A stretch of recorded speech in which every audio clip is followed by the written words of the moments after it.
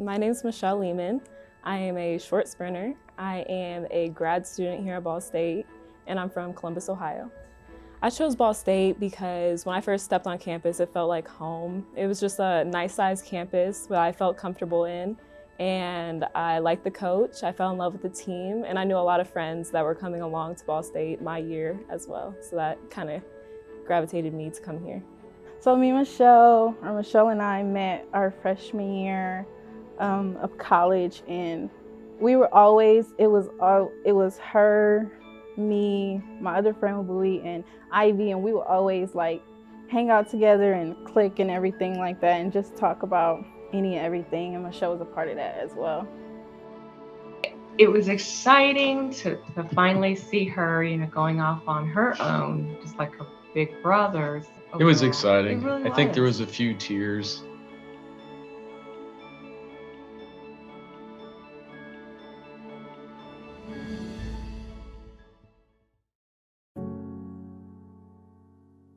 So my freshman year, around November, the first week of November, I just felt completely sick. I started to lose feeling in the bottom of my feet and my hands, and then I started to lose muscle strength. So it was hard for me to walk and just to do anything functional that a human could do. She started talking about how she was exhausted, and she started feeling tingling in her hands and her feet.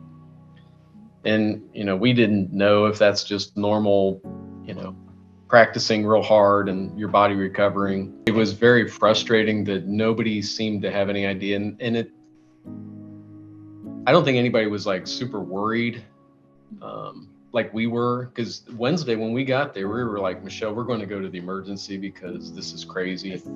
By Saturday, when we got her home, Saturday morning, she wasn't able to go up and down steps anymore.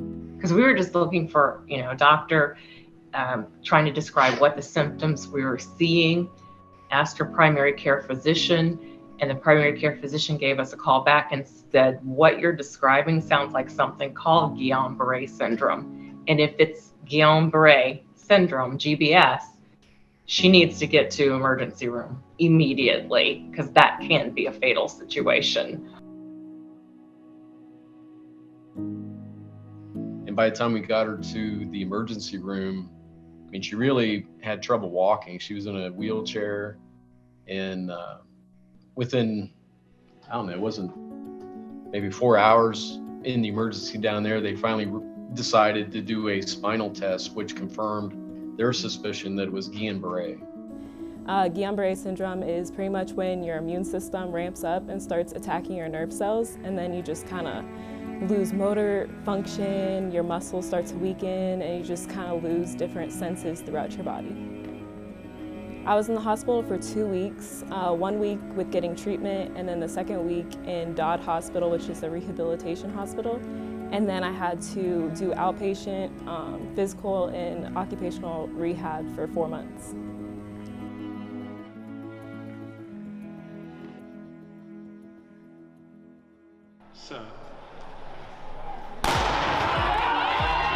I was able to go to the MAC meet every single year I've competed. I was able to get to NCAA regionals with my 4x1 team, and just to be part of my team and just support my other teammates throughout their successes as well. She has impacted my life a lot, and she's just somebody that I could just go to and talk to all the time. She's very determined, that's for sure. Not a whole lot will stop her. She so wanted to come back and see the team, a year later, to be able to say, a year ago, I couldn't even take a step. And this year, I'm going to jump, or I'm going to run. And I think that still stays in Michelle's mind, because she's come such a long way. There was no guarantee that I was going to get better. I always say that God was with me the whole time, because I had no doubt that I was going to get better, but there was no guarantee that I would regain my strength, that I would regain functions throughout my body. So I think what's different is there was no absolute promise that I would actually come back to my normal self.